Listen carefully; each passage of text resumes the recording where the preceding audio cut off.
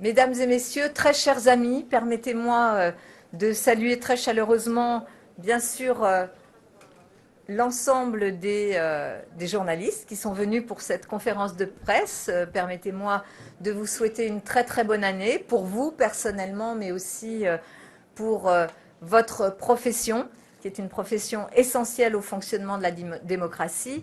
Permettez-moi aussi de saluer l'équipe de campagne, les élus, les militants, les experts qui ont contribué à l'élaboration du projet que je vais vous présenter ce matin. Remercier très chaleureusement, bien sûr, Johanna Roland dans son rôle de directrice de campagne.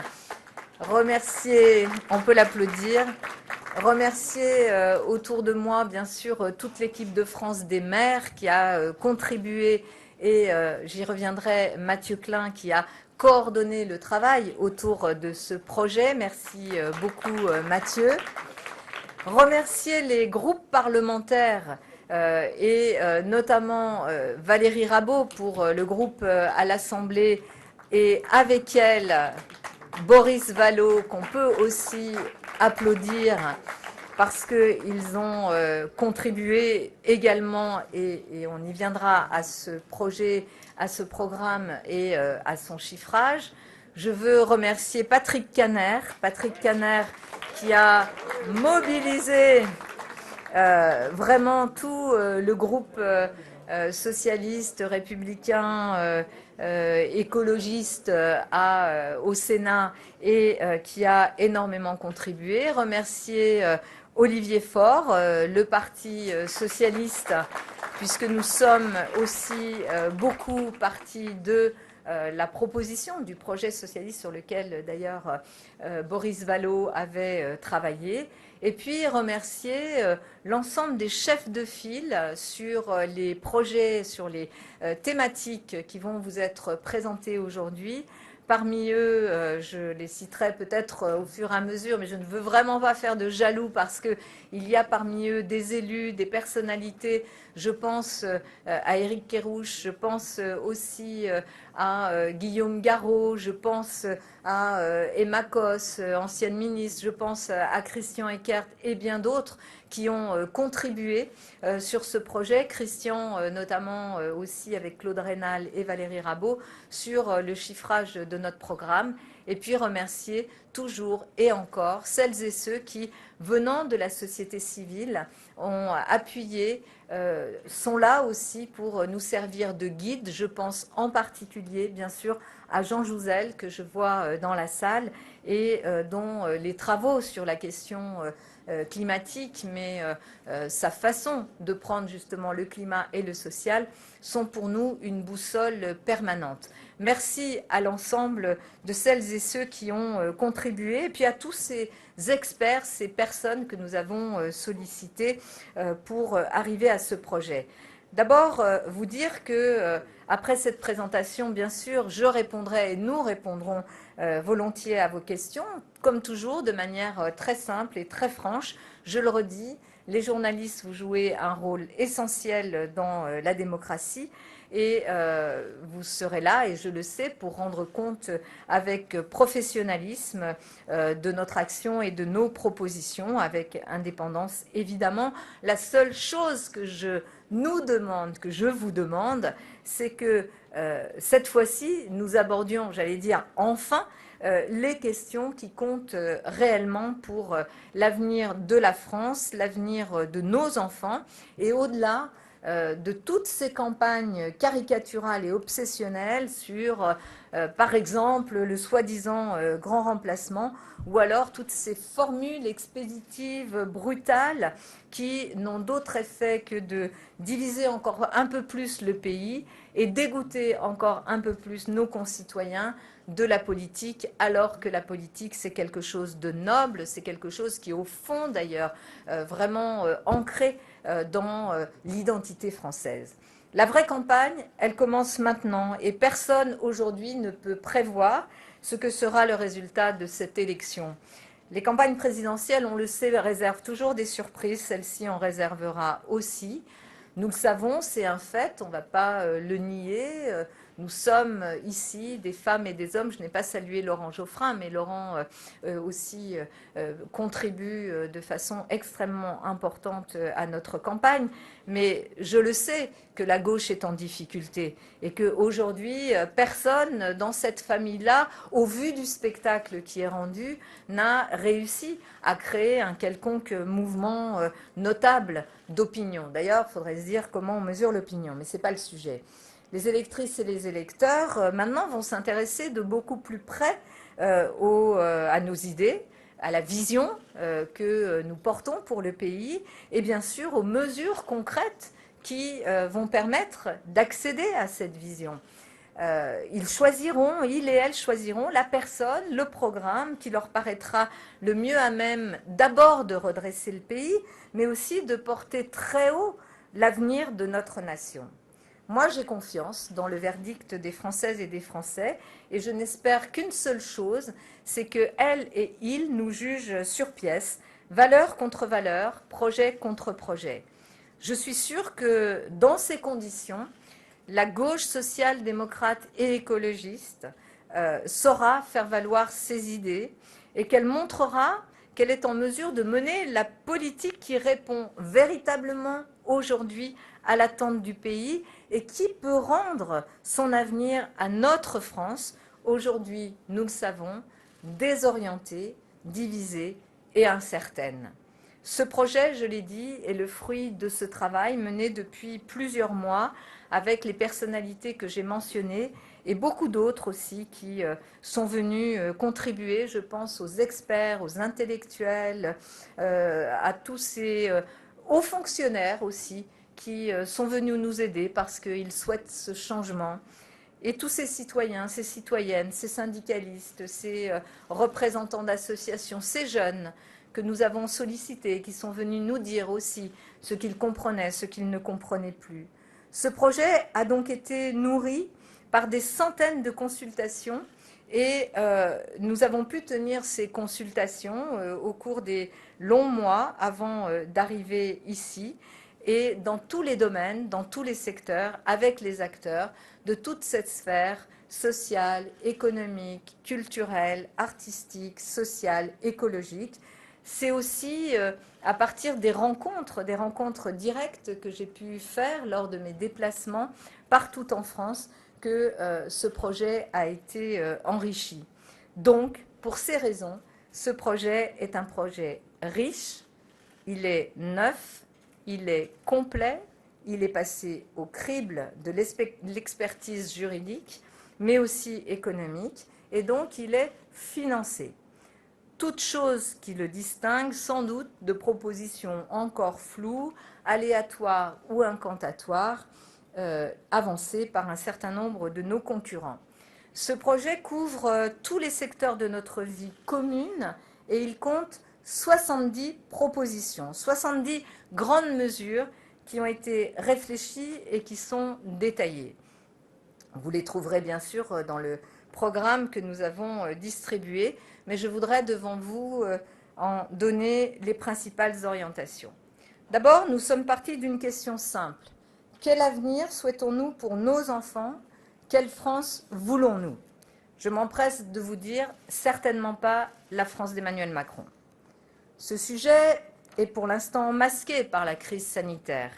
Et dans cette épreuve nationale, nous avons, et les groupes parlementaires, les responsables politiques, le Parti socialiste, ont exercé ce droit légitime de critique. Nous l'avons fait, vous en conviendrez, de façon toujours responsable, soucieux que nous étions, y compris parmi l'équipe de France des maires, en responsabilité dans nos collectivités, soucieux que nous étions de ne pas entraver les efforts collectifs pour affronter la pandémie et en sortir le plus vite possible. Donc, nous avons été très loin des réquisitoires partisans, de propos irrationnels que nous avons aussi pu entendre ici et là. Mais cette crise, et si je commence par cette crise, c'est qu'elle est le symbole du quinquennat. Cette présidence n'a en rien maîtrisé les épreuves que traversait le pays. Le président a au contraire été surpris, mené par les événements quand il ne générait et gérait pas dans la panique les soubresauts qu'il avait lui-même déclenchés. Emmanuel Macron a été élu en promettant en 2017 un vaste renouveau pour la France. Il a été submergé par les troubles et il n'a livré qu'un très maigre échantillon. Des réformes d'ailleurs qu'il a conduites qui sont marquées par une référence absolue, libérale, néolibérale, dépassée et nuisible dans la forme, par cette condescendance blessante, pour ne pas dire par ce solide mépris envers les plus faibles de nos concitoyens. S'il était réélu, le candidat sortant serait en mesure de démontrer sur une toute autre échelle sa vraie nature, on l'a vu quand même un peu, celle d'un président lié aux puissants, affligé de penchants autoritaires. Nous avons connu un président ballotté par les tourments de l'actualité. Son élection pour 5 années supplémentaires nous dévoilerait plus fortement encore cet homme des premiers de cordée, celui qui néglige, selon ses propres mots, ceux qui ne sont rien, c'est-à-dire le représentant d'une politique qui favorise avant tout les plus favorisés et ceux qui ont intérêt à ce que rien ne change. En fait, et les 5 dernières années en sont largement responsables, la France est frappée par 3 crises. C'est aussi ce diagnostic qui est au cœur des propositions. 3 crises qui sont cette urgence que nous devons relever. L'urgence sociale, évidemment, la première, l'urgence écologique, et j'y viendrai, l'urgence démocratique. Ces 3 crises s'alimentent les unes les autres. C'est pour cela que j'ai résumé le message de ma campagne, de ce projet, par cette formule « Je veux réunir la France dans la justice ». C'est notre boussole, notre ligne de conduite, et elle suppose évidemment une rupture avec le cours actuel de la politique, et elle doit préparer cette société nouvelle avec les jeunes générations, cette société nouvelle que nous devons construire ensemble. Mon programme est un programme de gauche, écologiste, socialiste, social-démocrate ou encore social et républicain. Et pour moi, c'est la même chose, parce que cela dépasse de loin les considérations partisanes. La social-démocratie, à laquelle je me réfère souvent, gouverne aujourd'hui une grande partie de l'Europe et influe directement sur l'action menée dans l'Union européenne. Elle influe directement sur nos politiques ici en France. Vous le savez, j'entretiens des relations fréquentes avec tous ces chefs de file et ils n'ont cessé de nous soutenir et de nous voir gagner cette élection. La France ne doit pas rester à la traîne, mais au contraire, prendre la tête de cette vaste entreprise de renouveau. Et sans justice sociale, il sera impossible, disons-le, impossible de mobiliser les Françaises et les Français pour cette grande aventure qui nous attend. Faire de la France le pays qui aura su rénover son modèle social, enclencher sa mutation écologique et revitaliser la démocratie.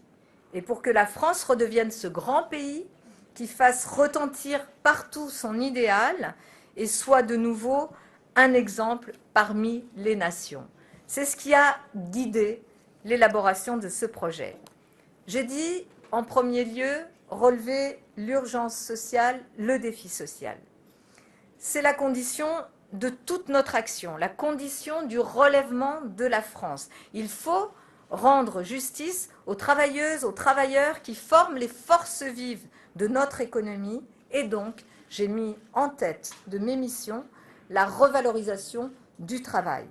C'est le travail qui donne la dignité du travailleur, qui donne aussi sa perspective, sa chance, sa possibilité de choisir sa vie. C'est le travail qui relie la société tout entière, qui donne aussi la fierté à chacune et à chacun et l'estime de soi. Et pour rendre au travail sa valeur, Il doit être évidemment soumis à des règles, à des lois qui protègent, c'est le sens du droit du travail, qui lui donnent un sens, et il doit aussi, bien sûr, donner droit, ce travail, à une juste rémunération. Il ne doit abîmer ni les corps ni les âmes. La gauche, et il faut l'affirmer fort, c'est le parti du travail, de sa juste rémunération, de la conquête des droits et des libertés pour les salariés. C'est pourquoi nous proposerons une série de mesures propres à reconnaître au travail sa place centrale dans la société. Ces mesures portent sur le pouvoir d'achat, sur l'égalité salariale entre les femmes et les hommes, sur les conditions de travail, sur les retraites, sur les écarts maximaux entre les rémunérations que nous souhaitons limiter de 1 à 20 à l'intérieur des entreprises, sur le pouvoir aussi des salariés dans l'entreprise, cette codétermination, et plus largement sur la condition de tous ceux qui sont ignorés, négligés, alors qu'ils assurent notamment dans cette période de crise sanitaire la vie matérielle du pays.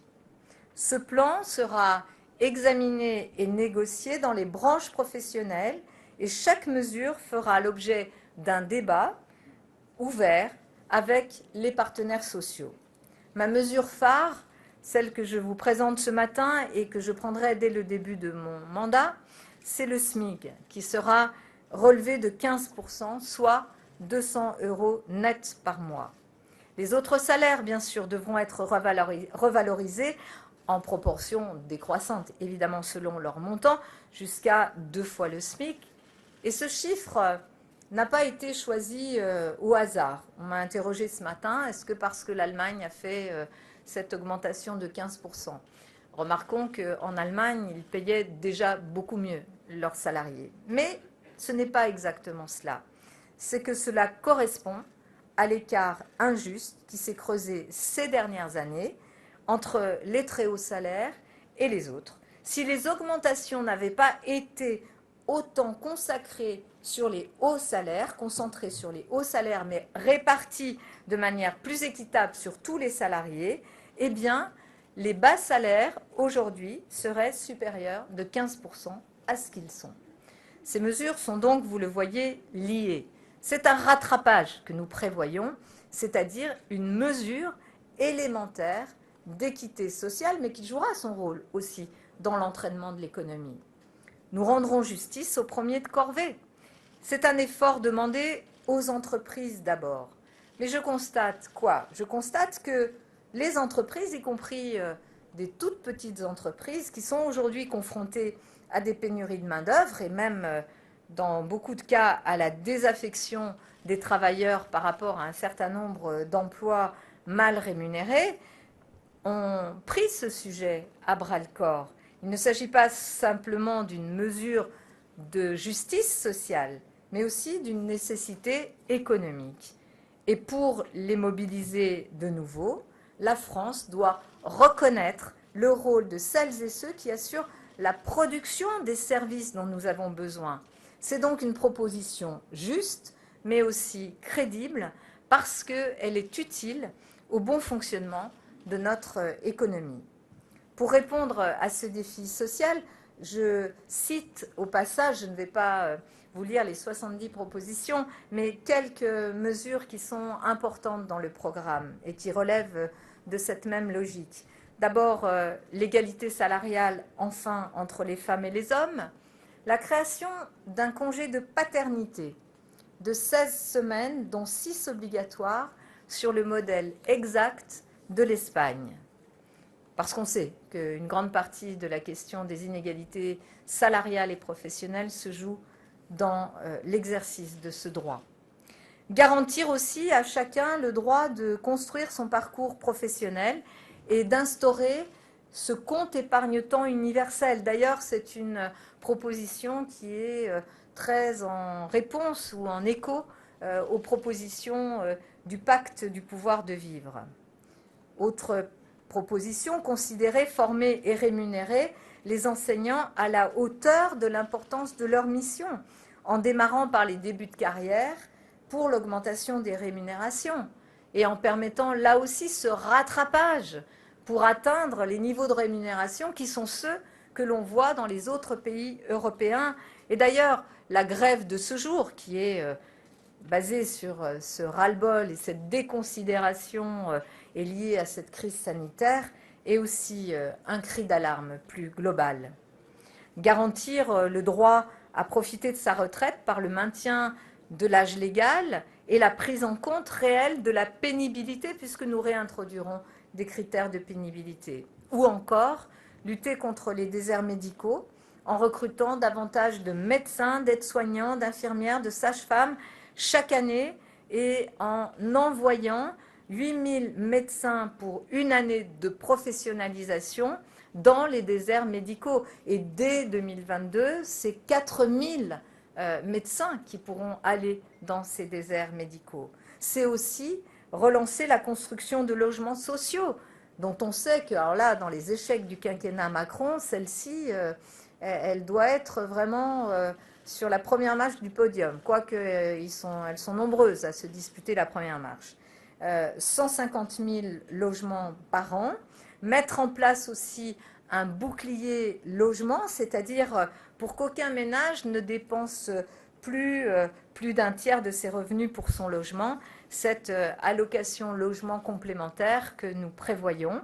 C'est aussi garantir la pleine citoyenneté des personnes en situation de handicap et l'accessibilité universelle. C'est aussi prendre en compte les questions de la vie chère dans les DOM, dans les Outre-mer, parce que c'est un sujet à part entière. C'est aussi donner aux jeunes les moyens de leur autonomie avec ce minimum jeunesse dès 18 ans et une dotation de 5 000 € à l'âge de 18 ans aussi pour financer des projets professionnels ou personnels. Et beaucoup d'autres propositions encore. Le deuxième défi, la deuxième urgence, elle est évidemment écologique.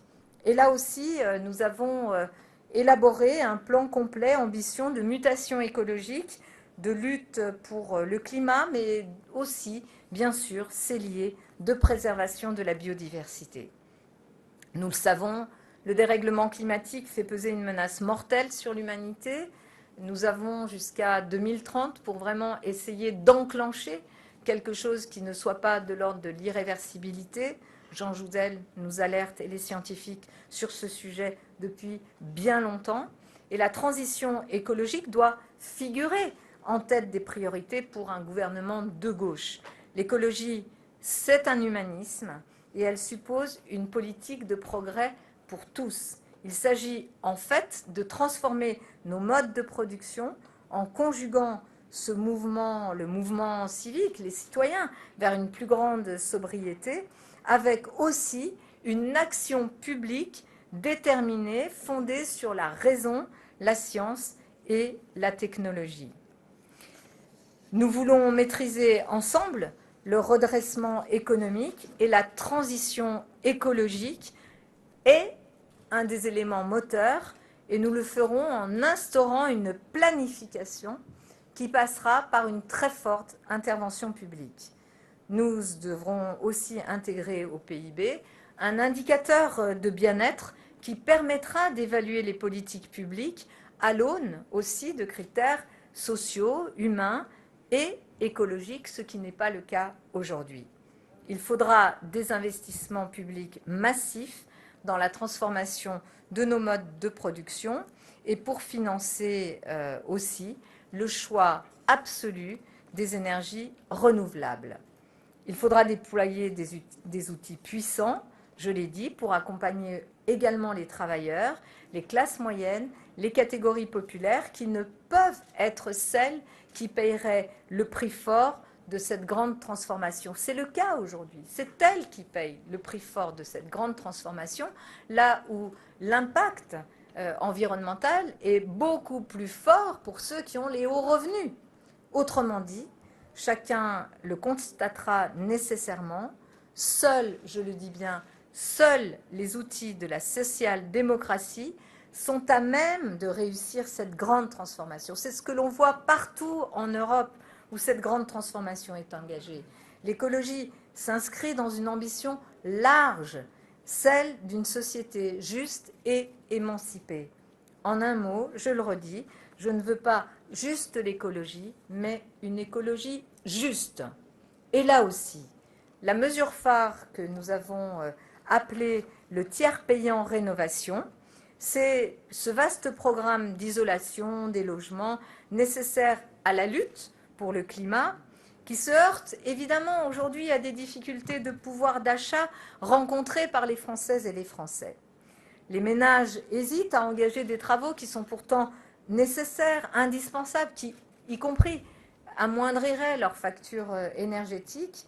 Et aujourd'hui, ils doivent supporter ce que l'on appelle un reste à charge tellement dissuasif que beaucoup d'entre eux renoncent, faute de moyens, à engager ces travaux. Alors, nous proposons ce tiers payant rénovation qui permettra de surmonter cette difficulté. Comment? Très concrètement, la Caisse des dépôts et consignations avancera l'argent nécessaire aux travaux directement auprès des entreprises qui les réaliseront et elle se remboursera ensuite, plus tard, au moment de la vente ou de la transmission du logement par héritage.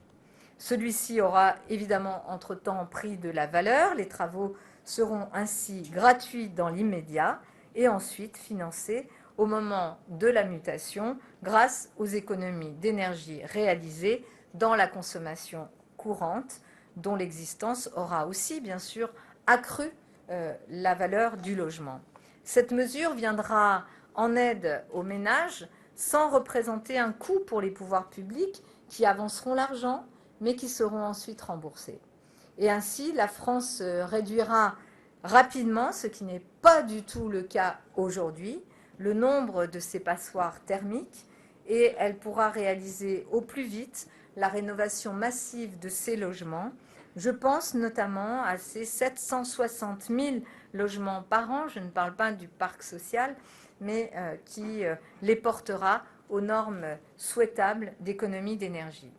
Mais pour répondre à cette urgence écologique, il y aura aussi bien sûr d'autres mesures, je vous en cite quelques-unes. Consacrer les droits de la nature, parce que c'est ce qui permet aussi de se référer aux droits pour les faire respecter. Atteindre cet objectif de 100% d'énergie renouvelable. Garantir des mobilités durables, là aussi avec des mesures sur la mobilité à la fois individuelle, j'en ai parlé ce matin à France Inter, mais aussi des mesures sur des TVA réduites, notamment pour les billets SNCF. Je veux également soutenir l'installation des jeunes agriculteurs qui jouent un rôle essentiel, et on sait combien cette question des jeunes agriculteurs est fondamentale dans le projet qui est le nôtre, à la fois dans ce secteur très important de l'économie, et l'installation de ces jeunes agriculteurs par de la réorientation de la PAC et du plan national stratégique pour pouvoir lutter contre l'accaparement des terres et aussi l'artificialisation des sols, en engageant pleinement le monde agricole qui le souhaite, qui le veut, qui le réclame, vers aussi cette production durable et cette production qui soit respectueuse à la fois des sols, des animaux et évidemment de notre propre santé. Nous reconnaîtrons aussi pleinement les Outre-mer qui doivent être à la pointe de l'action écologique. Il faut un plan de développement massif sur les énergies renouvelables, l'agriculture et la biodiversité dans les Outre-mer. Ce plan doit être porté avec force parce que c'est là que se trouvent notamment aussi ces réservoirs et ces capacités qui sont aujourd'hui totalement inexploitées et qui mettent les Outre-mer de côté par rapport à l'égalité républicaine. Nous lancerons aussi 4 grandes odyssées industrielles de demain autour de cette belle thématique de l'économie de la vie. Ce seront des odyssées enthousiasmantes qui vont mobiliser autour de nous des chercheurs, des industriels, des citoyens. Ces odyssées industrielles, sur quoi porteront-elles? Sur la santé, avec des objets précis, par exemple, en finir avec les maladies dégénératives à horizon 2035, par exemple sur l'énergie, évidemment, avec cette question des renouvelables, sur la mobilité aussi, qui est un des grands sujets qui permettra à un secteur industriel aussi de répondre aux défis écologiques et aux défis sociaux, et aussi, bien sûr, le numérique, parce que la révolution numérique est là et doit faire l'objet aussi de cette grande odyssée pour qu'elle soit partagée. Nous conditionnerons également, parmi ces mesures relatives aux défis écologiques, toutes les aides publiques aux entreprises à un engagement strict, bien sûr, de critères sociaux et environnementaux, avec, je le dis ici, un remboursement purement et simplement en cas de violation de cet engagement. Des contrats non respectés, en général, ils conduisent à ce que l'une des parties, s'estimant lésée, le fasse respecter. C'est suffisamment important pour notre avenir collectif pour ne encore pas fermer les yeux sur cette dimension-là. Et puis, bien sûr, nous instaurerons une fiscalité écologique juste. Le troisième grand défi, le défi démocratique. Nous le savons, la France traverse une crise démocratique profonde, comme d'autres pays, mais peut-être plus dans la mesure où nous sommes ce peuple très politique et donc facilement déçu par la politique. Beaucoup de citoyens ont le sentiment, et c'est plus qu'un sentiment, que les décisions leur échappent. Je veux saluer Didier Lebret qui est ici et qui vient de faire un travail remarquable sur la question des cahiers de doléances, ce qui se reste dans des cartons. Et je salue l'initiative de tous ces chercheurs, de toutes ces femmes et ces hommes qui veulent aller justement puiser dans cette parole des Français, qui est une parole, c'est un matériau unique pour comprendre l'état d'esprit, l'état de notre démocratie. Et beaucoup de citoyens ont le sentiment que les décisions leur échappent et que l'avenir du pays se décide en dehors d'eux, dans des cercles de sachants, de puissants, qui, je le redis, ont souvent intérêt à ce que rien ne change et que le fonctionnement de la vie politique ne leur permette pas d'organiser une véritable représentation ou prise en compte en continu, y compris entre deux élections, la vie et les positions du peuple. J'ajoute que, bien sûr, que le comportement récent de ceux qui nous gouvernent et du président de la République sortant n'a rien fait pour atténuer ce sentiment. Et cet état de choses, évidemment, favorise quoi? Des réactions violentes, les montées des extrêmes, les réactions populistes, les réactions identitaires. Cela appelle une réforme ambitieuse de nos institutions parce que, je vous le dis, je veux mettre fin à cette monarchie républicaine qui étouffe la démocratie française. Macron veut garder le pouvoir, moi je veux le rendre aux Français et aux Françaises. La présidence de la République doit jouer son rôle.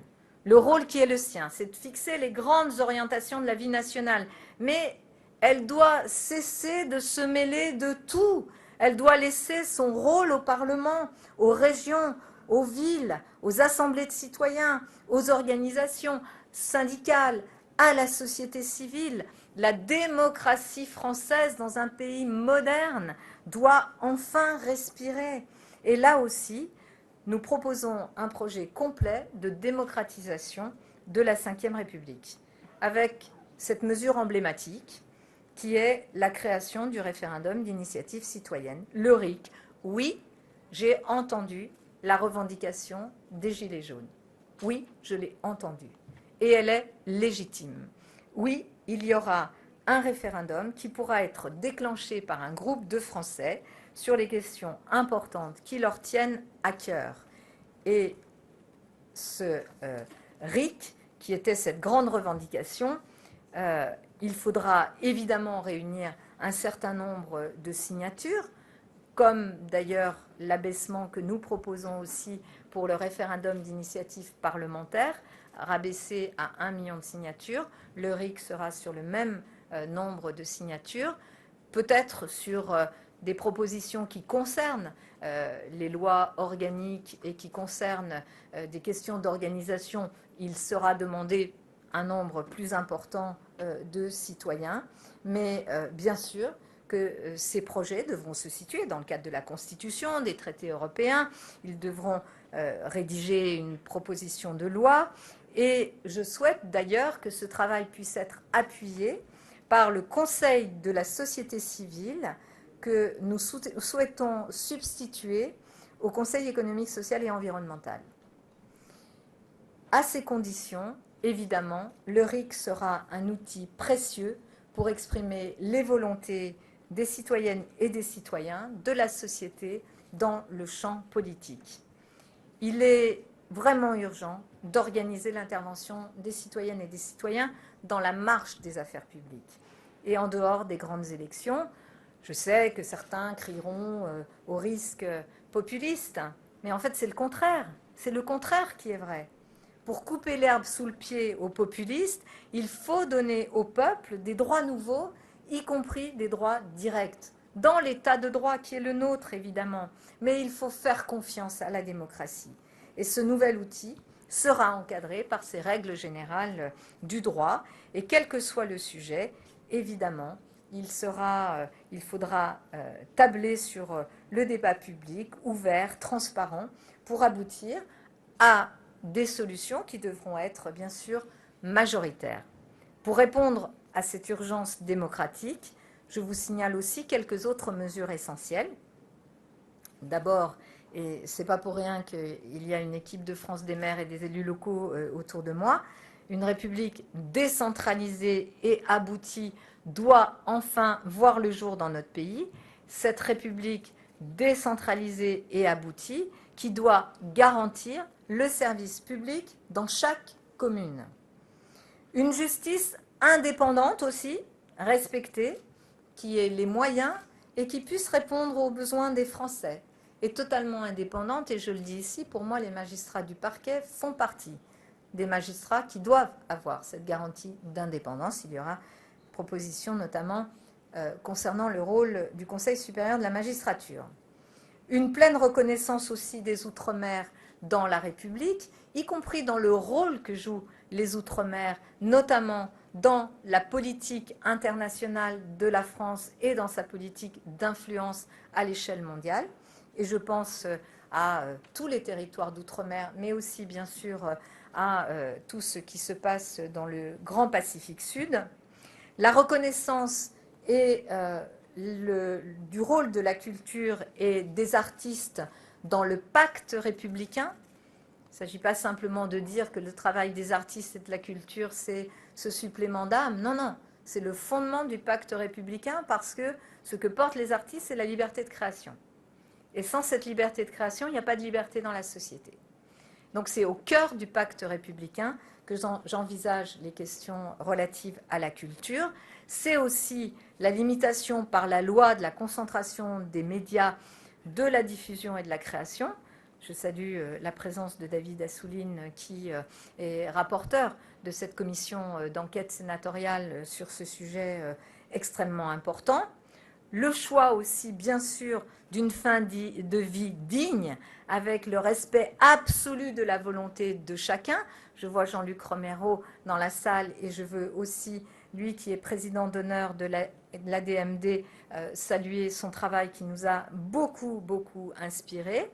Je signale, je dirais enfin, la lutte contre les violences faites aux femmes, là aussi par une politique déterminée dans tous les secteurs, école, police, justice, travail, logement, avec un budget dédié de 1 milliard d'euros à ces politiques, budget réclamé par les associations que je veux ici saluer et leur dire que, comme toujours, je serai non seulement à leur côté, mais avec elles pour construire cette politique ambitieuse vis-à-vis des femmes et pour mettre fin à ce qui est une des premières causes de violence dans notre pays et de criminalité, les féminicides.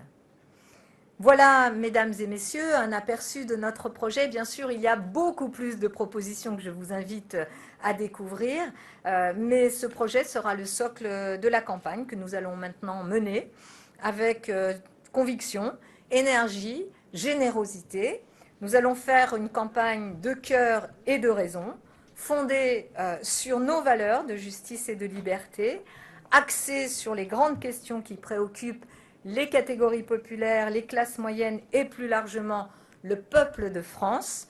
Je veux réunir le pays dans la justice et à l'aune de cette devise, nous présenterons nos propositions sereinement, démocratiquement, en nous adressant à l'intelligence des Françaises et des Français. Je le dis ici qu'on ne compte pas sur moi pour rejoindre la cacophonie, les coups médiatiques et les invectives irresponsables. En revanche, je le dis aussi, nous resterons extrêmement, non seulement vigilants, mais surtout pas inertes devant les attaques. Au contraire, nous répondrons coup pour coup, de manière à ramener le débat sur les vraies questions, celles qui commandent l'avenir de notre nation et l'avenir de nos enfants.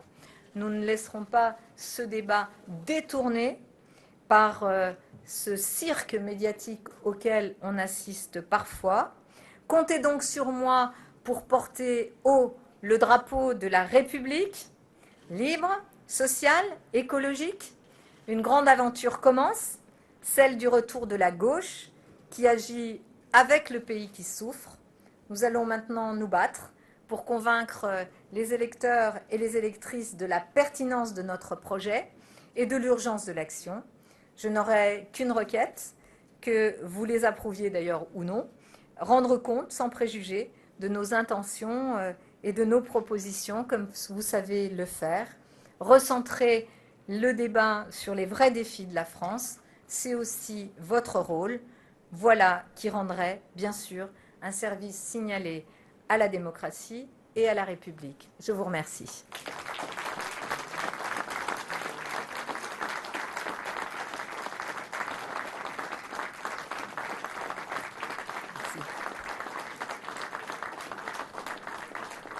Alors, nous allons répondre aux questions, mais il se peut que je donne le micro à celles et ceux. Je n'ai pas salué Carole Delga. Merci, chère Carole, aussi pour ton rôle dans l'élaboration de ce projet. Alors.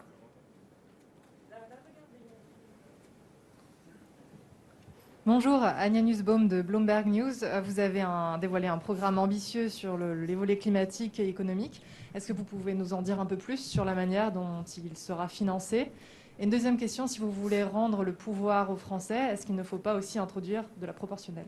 Ah oui. Sur le financement, je vous renvoie d'ailleurs dans le document au financement du projet que nous avons évidemment précisé. Sur les questions relatives à l'écologie, c'est de l'ordre de 15 milliards d'euros qui vont être dépensés, investis annuellement sur cette dimension-là. Donc c'est un effort important, mais qui est à la hauteur du défi que nous devons relever. Vous le verrez sur ces grands blocs. Donc je vous renvoie à ce financement-là. J'ai parlé de la création de l'ISF climatique et social, qui sera un des éléments qui apportera notamment des moyens, je pense par exemple à l'accompagnement des mesures sociales individuelles pour rendre plus juste cette transition écologique. Mais il y aura aussi beaucoup d'éléments. J'ai parlé tout à l'heure du rôle de la Caisse des dépôts et consignations, notamment dans le sujet très important de la rénovation des bâtiments. Bref, un financement qui est assuré et une enveloppe globale, je ne vous dis pas de bêtises, autour de 15 milliards d'euros sur l'écologie. Vous verrez, 14 milliards environ sur le social également, qui sont consacrés. Sur les pouvoirs, le Parlement, pardon, je revenais à votre question, et la proportionnelle, oui. Et je veux vraiment à nouveau remercier le travail qui a été fait par Éric Kerrouche sur les institutions et par le groupe de travail qui était autour de lui. Nous avons aussi, nous nous sommes inspirés de discussions que nous avons pu avoir avec, bien sûr, des associations, des citoyens, mais aussi avec Dominique Rousseau et d'autres constitutionnalistes. Oui, le Parlement sera élu dans la proposition que je fais avec aussi une proportionnelle.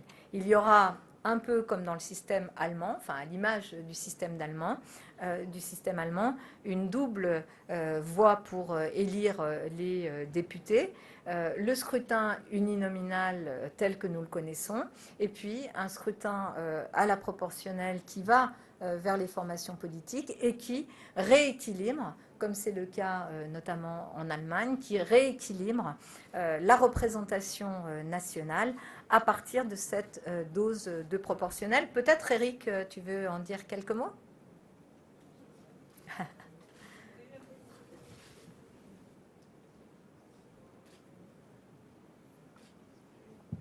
Il est derrière toi, voilà. Je suis derrière toi. Vas-y, Eric.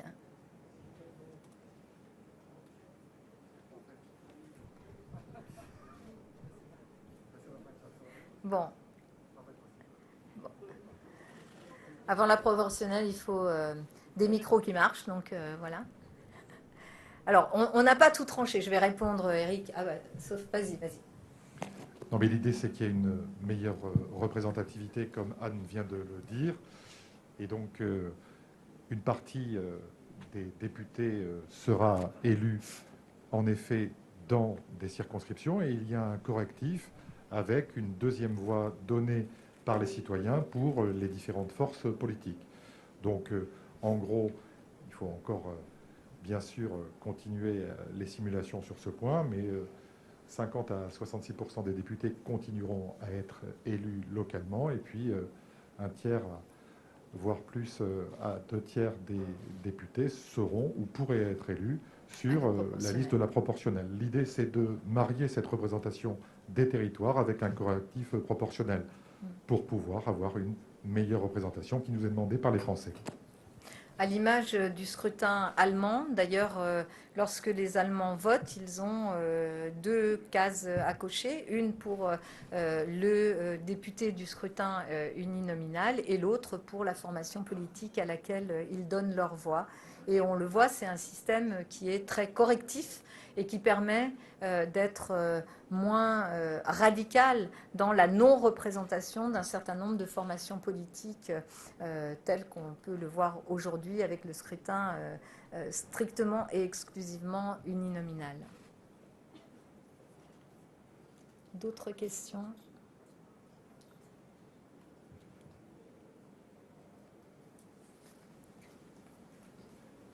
Tout est clair ? Non. Bonjour Madame Hidalgo. Oui. Louis Bonjour. Amar pour l'émission C'est à vous sur France 5. Samedi, Christiane Taubira devrait faire un pas de plus vers une candidature à l'élection présidentielle. Selon vous, est-ce une candidature utile ou est-ce une candidature de trop ? Je vais revenir une fois de plus sur la question de l'union de la gauche et du rassemblement. Comme vous, comme tous nos concitoyens, comme une grande partie du peuple de gauche qui se lamente de la désunion, qui est lucide sur cette situation qui entrave les possibilités pour la gauche dans cette élection. Comme vous, je l'ai entendu, je l'ai vu, je l'ai perçu et j'ai fait une proposition en décembre. Cette proposition était de dire, en prenant le risque, eh bien, organisons une primaire à la loyale, une primaire avec des débats, une primaire dans laquelle chacun vienne présenter ses propositions, ses projets, et rendons-nous au vote de citoyens engagés dans cette primaire. J'ai entendu, encore très récemment, notamment du côté de Yannick Jadot, une fin de non-recevoir à cette proposition-là. D'ailleurs, une fin de non-recevoir, y compris au débat télévisé, qui aurait pu, à tout le moins, être à minima quelque chose qui permette d'éclairer nos concitoyens et nos concitoyennes. Donc, cette primaire n'aura pas lieu. Cette primaire n'aura pas lieu. Il y a une initiative citoyenne que je salue parce que c'est bien que des citoyens se disent nous, on veut peser, on veut dire des choses et on veut compter. Et cette initiative citoyenne, ça n'est pas une primaire. C'est une initiative qui va classer tous les candidats de gauche dans un ordre qu'ils définiront. Et c'est important de savoir comment cela va être classé. Mais cette primaire citoyenne n'a pas vocation à faire émerger une candidature commune.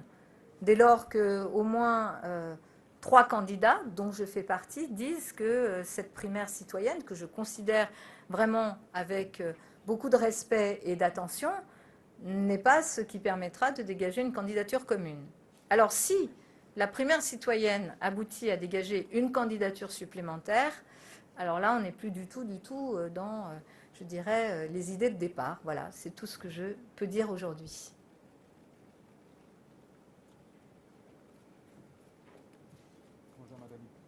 Allô, allô, oui. Bonjour Madame Hidalgo, Thierry Larsin pour France Télévisions Outre-mer. J'avais 2 questions, un peu plus précisément. Ce serait aussi déjà sur la situation sanitaire et sociale en Outre-mer, le constat que vous faites et les solutions que vous pouvez apporter. Et deuxièmement, sur le plan écologique, vous avez fait référence à l'Outre-mer et que peuvent apporter les départements ultramarins dans cette lutte? Il faut que les Outre-mer reviennent dans le cœur de la République ou que la République reconsidère les Outre-mer comme étant partie prenante de la République. Je peux le formuler dans les 2 sens. Ça veut dire quoi? Ça veut dire restaurer déjà la place du service public. Regardez la situation des hôpitaux publics déjà en France métropolitaine, mais encore plus en Outre-mer. Regardez l'état des services publics, l'état des routes, la question de l'eau. Regardez comment la question de l'eau, en Guadeloupe notamment, est posée avec cette ressource tellement rare, tellement chère pour la population, que le service public de l'eau ne peut pas être rendu à nos concitoyens des Outre-mer. Il y a de la réparation à faire, de la restauration à faire sur ces services publics essentiels, avec un rattrapage encore plus important dans les Outre-mer. La question de la situation sanitaire, des violences, que bien sûr je ne peux que condamner, les violences et les actes de séquestration par exemple, le chef de l'hôpital de Pointe-à-Pitre, si je ne dis pas de bêtises. Évidemment que je condamne tout cela, mais je constate qu'il y a une confiance qui est rompue, avec nos compatriotes aussi des Outre-mer qu'il faut restaurer. Je constate par exemple sur les 2 grands scandales sanitaires et environnementaux que sont le chlordécone et les sargasses, aujourd'hui, qu'est-ce qui est proposé par la France pour régler ces 2 grands sujets qui sont à la fois impactants sur la santé de nos concitoyens, l'un comme l'autre, et sur l'environnement? Rien. Moi, je propose qu'il y ait des mesures d'urgence, par exemple sur le chlordécone et sur la question des sargasses, et sur le chlordécone en particulier, pour que l'on puisse prendre en charge intégralement tous les frais médicaux de celles et ceux qui ont été confrontés à ce scandale sanitaire et qui aujourd'hui en pâtissent pour leur santé. Donc, beaucoup de mesures de cette nature-là, mais bien sûr aussi comprendre que les Outre-mer, qui sont un réservoir de biodiversité, qui sont notre relation aux autres continents, sont des points d'appui aussi pour nous dans le dialogue avec les autres continents. Je pense que, vous savez, je parle beaucoup dans ce programme aussi de la justice climatique, de la nécessité de porter haut et fort et du retour de la France dans la diplomatie climatique, ce que l'on a complètement abandonné ces 5 dernières années. Je pense qu'il faut le faire en prenant appui sur aussi la force des Outre-mer dans leur relation aux autres continents et dans le fait qu'elles contiennent ces réservoirs de biodiversité pour la planète qui doivent servir d'exemple. Je reprends l'histoire des sargasses. C'est à partir de ce que j'ai vu il y a quelque temps en Martinique et en Guadeloupe que cette idée pour moi d'aller vers un tribunal pénal, une reconnaissance de la justice climatique à l'échelle internationale est née. Quand j'ai vu que les réponses que me faisait le préfet de l'époque, quand je lui disais « mais alors qu'est-ce qu'on va faire avec ce sujet des sargasses qui impacte la santé des gens et qui ne leur permet plus de vivre sur le littoral ?» Une des réponses, c'était « il faudra peut-être penser à déplacer la population ». Eh bien moi, je préfère qu'avant de penser au déplacement de la population, on essaye de régler ce problème-là par les voies de la justice, évidemment, du droit. Et les Outre-mer sont un élément essentiel pour nous aider à forger ce positionnement de la France à l'international et notamment dans la justice climatique.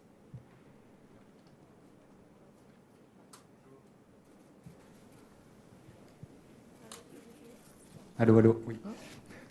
Bonjour, Julien Lécuyer de La Voix du Nord. Deux précisions. Vous, présidente en avril, et quelles seront vos décisions concernant le développement du nucléaire ou pas, une sortie, à quelle échéance et si on construit des nouveaux réacteurs? Et deuxième précision sur la politique internationale, qui est quand même l'apanage du président. Quelle sera votre attitude vis-à-vis de la Russie et concernant le problème de Bosnie-Herzégovine menacée de dislocation? Merci. Pardon, la fin, j'ai pas La entendu. Bosnie-Herzégovine menacée de dislocation. Merci. Sur la question des énergies, et notamment du nucléaire, le nucléaire, pour moi, fait partie d'une énergie de transition dans le modèle qui est le nôtre pour aller aussi vers un système plus durable et vers les énergies renouvelables. Donc, il n'y a pas, et il faut bien sûr que la France puisse compter sur cette énergie pour pouvoir assumer ses besoins, assurer ses besoins. Donc, il y a des rapports d'ailleurs très intéressants, très bien documentés de RTE qui sont, je trouve, parfaitement sur la base sur laquelle nous devons travailler et doit travailler le pays. Donc, sortir du nucléaire aussi vite qu'on le pourra par une montée des énergies renouvelables que je veux vraiment pousser. Pousser pour plein de raisons. D'abord parce qu'on en a besoin, parce qu'on a besoin de développer ces énergies renouvelables, parce que la France a pris beaucoup de retard, parce que la France ne peut pas s'isoler à l'échelle internationale en ne misant que sur la question du nucléaire, parce que les marchés porteurs de demain, ils sont sur le renouvelable, et que notre technologie nucléaire, qui est aujourd'hui nécessaire et qui est une énergie de transition dont il faut sortir. Je ne fixe pas un cadre. RTE dit à 2050, si c'est à 2055 ou à 2060, on tiendra compte évidemment des besoins aussi et du rythme de montée que je veux très puissant sur les énergies renouvelables.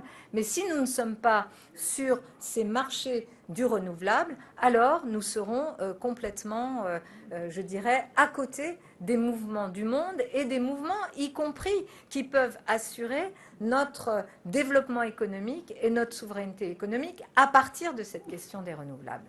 Donc non, je ne construirai pas de nouveaux réacteurs. D'ailleurs, quand le président de la République évoque ces petits réacteurs qu'on pourrait poser comme ceci ou comme cela sur le territoire, comme si c'était une réalité, vous savez très bien que cette technologie-là, aujourd'hui, elle n'est pas développable, donc tout de suite, que c'est d'ici 25 ans et encore, et que donc on est en train de dire aux Français, voilà comment on va pouvoir faire, alors que ça n'existe pas. D'accord ? Donc, je ne construis pas de nouveaux réacteurs. En revanche, bien sûr que la question du grand carénage, elle est posée et que bien sûr qu'il va falloir permettre à un certain nombre de centrales de prolonger leur durée de vie. Et ça, je m'appuierai sur l'autorité de la sûreté nucléaire et sur le Parlement, parce que ça doit être un débat ouvert avec les parlementaires pour définir aussi ce calendrier concernant ce grand carénage. Mais il nous faut vraiment miser sur les énergies renouvelables, 100% d'énergie renouvelable. Notre pays ne peut pas rester en dehors de ce mouvement-là, y compris si, au-delà des questions écologiques, on ne s'intéressait qu'aux questions d'économie et de souveraineté.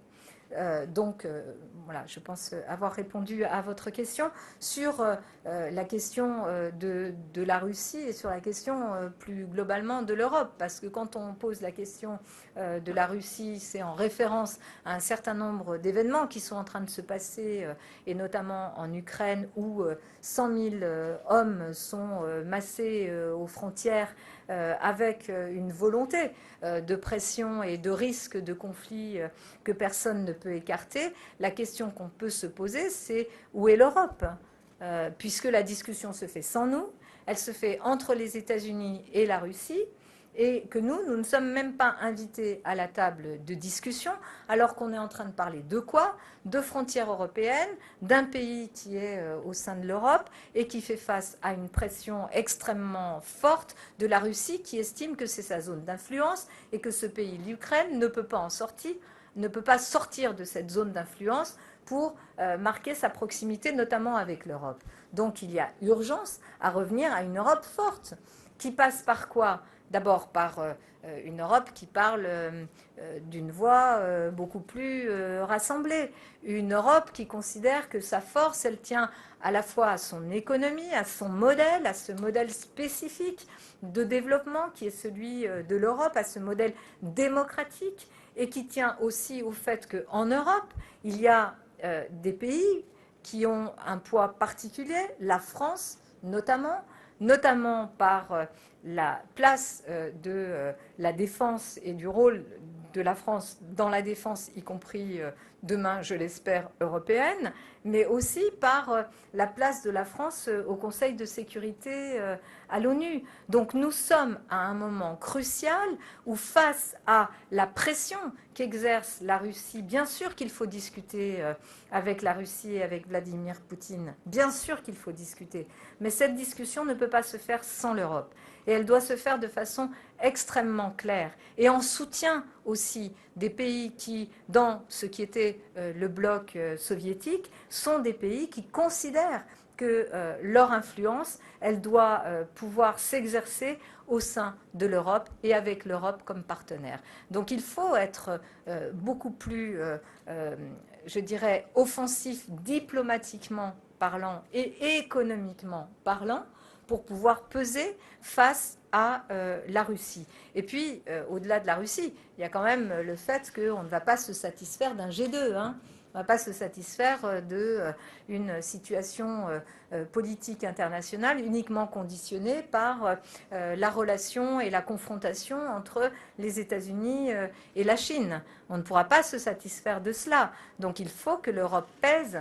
Et aujourd'hui, on regarde plutôt par-dessus l'Europe. Voilà, l'obsession des États-Unis, je peux les comprendre. Évidemment, c'est la Chine, y compris dans ce qui s'est passé dans le Pacifique Sud. Mais nous devons absolument être là, présents. Et donc ça passe aussi par des règles de décision à l'échelle européenne. Ça passe aussi par des mesures qui sont des mesures où les Européens reconsidèrent qu'il faut qu'ils protègent aussi leurs frontières et sur un certain nombre de sujets économiques, qu'il ne peut pas y avoir du protectionnisme partout et que l'Europe soit une espèce de passoire dans laquelle on ne regarderait même pas quel est, je dirais, l'impact environnemental, en tous les cas le bilan carbone des produits qui seraient déversés chez nous, voire même qui ne regarderait pas le fait qu'un certain nombre de productions sont aussi liées à la traite des êtres humains. Donc il faut que l'Europe, au nom aussi de ses valeurs, reprenne avec fermeté des positions qui lui permettent de se faire respecter. 1, 2, 1, 2. Madame Hidalgo, Alexandre Pérou de France Télévisions. Une question pour rebondir à celle de mon collègue sur la primaire populaire tout à l'heure. Est-ce que y participer, ça n'aurait pas été un moyen pour vous de légitimer la candidature de rassemblement dont vous vous réclamez? En clair, est-ce que vous craignez le résultat de cette primaire? J'ai déjà répondu, donc je ne vais pas épiloguer. Bonjour. Oui. Bonjour, Oui, je m'appelle Lucille Vessier, je suis journaliste pour un jeune titre de presse qui s'appelle The Meta News et qui est dédié au monde de la recherche. Donc on est lu par des chercheurs, du doctorant au président d'université. Ma question donc, va porter évidemment sur la recherche académique. Vous avez mentionné les chercheurs à plusieurs reprises, vous semblez vouloir leur donner un rôle important. Mais quelles mesures vous proposez pour la recherche ? Est-ce que pour démarrer la recherche, comme c'est écrit dans votre programme, est-ce que c'est juste une question d'argent, de moyens ou d'autres choses? Merci. Merci. Il y a une question de moyens et il ne faudra pas l'éluder, et je le dis dans mon projet, mais il y a aussi remettre au cœur du débat citoyen la place de la science et en quoi la science éclaire les décisions, et on le sait avec ce scepticisme ambiant, avec cette mise en cause souvent des scientifiques et des données scientifiques. Je pense qu'il faut redonner à la science cette place-là. Ça veut dire aussi repartir de l'enseignement de la science, de l'enseignement de tout ce qui a trait à la rationalité dès le plus jeune âge. Donc c'est beaucoup de choses qui doivent se passer dans l'éducation et dès le plus jeune âge pour que ce rapport à la science, moi, vous savez, je pense qu'il faut que l'on accompagne nos enfants pour qu'ils aient le goût justement de la science. Je me souviens de ces travaux qui restent toujours d'actualité de Georges Charpak, La main à la pâte, qui était une façon extraordinaire d'essayer de transmettre, de communiquer ce bonheur, ce plaisir de se confronter à la science. Donc ça passe beaucoup par ce que l'on enseigne, ça passe aussi beaucoup par la façon dont on accompagne nos jeunes dans leur orientation. Je l'ai dit, je supprimerai Parcoursup, qui est en fait une sélection, une orientation de nos jeunes totalement angoissante, inhumaine, confiée à des algorithmes, alors que ce qu'il nous faut faire, et ça rejoint cette question aussi de la science, puisqu'on sait que beaucoup de jeunes se détournent des filières scientifiques, beaucoup de jeunes femmes d'ailleurs, qui pourtant réussissent très bien dans ces filières-là, eh bien, que l'on puisse reprendre ce travail d'orientation, d'accompagnement pas à pas avec les enseignants, que l'on donne évidemment à l'université les moyens des apprentissages. Vous savez, quand on voit des amphis bondés dans tous les domaines, mais notamment dans les filières scientifiques, où le prof est tout seul avec son tableau à écrire et qu'il n'y a pas les éléments, les documents, les matériaux modernes, il y a des groupes trop grands, pas des petits groupes pour apprendre, pour pouvoir être pleinement heureux dans des études, et y compris scientifiques. On voit bien que beaucoup de choses se jouent, notamment dans notre système d'éducation jusqu'à l'université, et ensuite, bien sûr, dans la science. Et puis, il faut que par exemple, les 4 odyssées industrielles dont je parle s'appuient sur la recherche et sur la recherche publique française.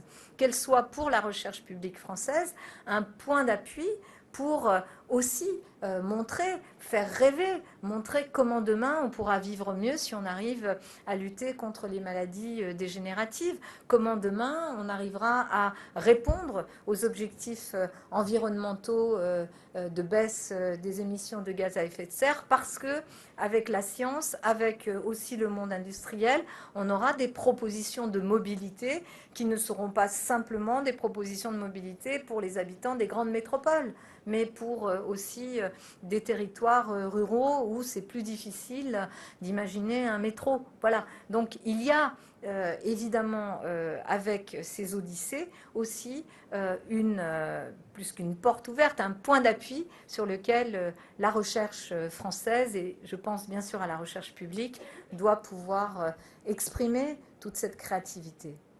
Merci, ce sera les 2 dernières questions. Bonjour, pour TF1 LCI. Vous avez mentionné en préambule la mobilisation des enseignants. J'ai 2 questions à ce sujet. Est-ce que, comme la direction du Parti socialiste, vous pointez du doigt la responsabilité du ministre de l'Éducation et appelez à sa démission? Et deuxième question, est-ce que, selon vous, c'est aussi un moyen pour la gauche qui est affaiblie en ce moment et que vous représentez de reprendre la main dans le débat? Je pense que ce qui se passe là est bien sûr en grande partie de la responsabilité de Jean-Michel Blanquer, qui, à l'image du président de la République, n'a respecté aucun des acteurs du monde de l'éducation, à commencer par les enseignants, ni même les parents, encore moins les collectivités territoriales qui ont quand même tout à voir avec soit l'école, le collège ou même les lycées, qui ont été dans toute cette période de crise là totalement niés, mis de côté. Enfin voilà, je le redis quand même, quand on a appris tous le dimanche soir quel était le protocole pour le lundi matin, Franchement, je comprends la colère des enseignants, mais qui va au-delà. Je pense que c'est la goutte d'eau qui a fait déborder le vase. Est-ce que moi, Anne Hidalgo, candidate à l'élection présidentielle, j'appelle à la démission de Jean-Michel Blanquer? Enfin, il est là parce que c'est le président qui l'a mis là. Et je crois que c'était un des principaux points d'appui, un ministre vedette qui, à lui seul, était l'incarnation du macronisme. Donc, je ne vais pas réclamer sa démission. Je réclame juste qu'on puisse faire en sorte qu'Emmanuel Macron ne soit plus président de la République et qu'il y ait une femme de gauche, social-démocrate et écologiste qui le remplace.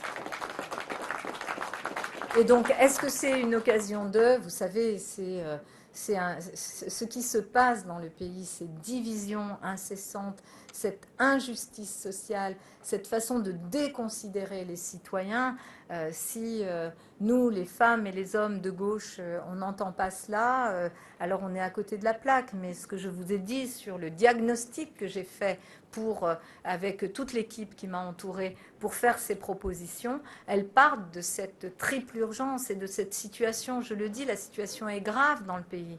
On n'a jamais été aussi divisé. Jamais aussi divisé. On n'a jamais eu une situation dans laquelle on a autant nié la parole des citoyens, on a autant nié les pouvoirs du Parlement. Regardez quand même, président de la République qui se permet de parler d'un projet de loi, c'est ça, qui viendrait après la fin de la session parlementaire. Mais on est où? On respecte les institutions quand on fait des choses pareilles? Et vous voulez que les Français ne soient pas en colère? Alors nous, notre rôle, c'est de faire en sorte que cette colère ne se transforme pas en violence, mais qu'elle se transforme en projet politique. Voilà. Et ce sont les réponses que nous apportons avec ces 70 propositions. Madame Hidalgo, Benoît Sarrat pour BFM TV. Ce matin, dans le 7-9, vous avez clarifié votre position sur l'issue de la primaire populaire. Aujourd'hui, vous présentez, 13 janvier, vous présentez votre programme. Les sondages n'étaient pas très bons. Est-ce que le 13 janvier, pour vous, c'est le début d'une nouvelle campagne? Est-ce qu'on est au jour zéro de la campagne de Madame Hidalgo?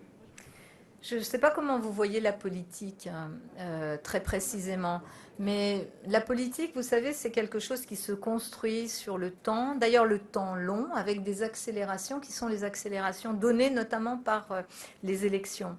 Donc, dans le temps d'une élection, il y a d'abord le temps du rassemblement, de la préparation d'une candidature. Il y a le temps aussi du projet, parce que une chose est sûre, hein, c'est que moi, je n'ai jamais cru aux hommes ou femmes providentiels. Je n'y crois pas. Je pense que d'ailleurs, c'est très dangereux. Ceux qui se croient hommes ou femmes providentiels, en général, ça finit mal. Et c'est très dangereux pour la démocratie. Moi, je crois au processus de construction. Être un responsable politique, en tous les cas tel que je le définirais, c'est bâtir. Bâtir des alliances, bâtir une stratégie, bâtir des propositions, bâtir un rapport avec nos concitoyens. Donc nous sommes à un moment qui d'ailleurs dans toutes les élections présidentielles se situe à peu près au mois de janvier, qui est le moment de la présentation du projet, du programme. Et maintenant, le temps qui vient, c'est celui de la confrontation des projets, des visions, des programmes. Donc vous pouvez appeler ça une relance. Moi, j'appelle ça simplement un processus de construction dans le cadre d'une élection présidentielle qui se déroule comme doit se dérouler la politique. Pas simplement quelqu'un qui arrive et qui vous dit « je suis là, ralliez-vous ». Non, ça n'existe pas. En tous les cas, ce n'est pas une version très démocratique des choses, mais dans la construction telle qu'on l'a fait avec toute cette équipe qui m'entoure. Et je veux à nouveau les remercier parce que c'est clair que depuis 2017, la gauche vit des moments très difficiles.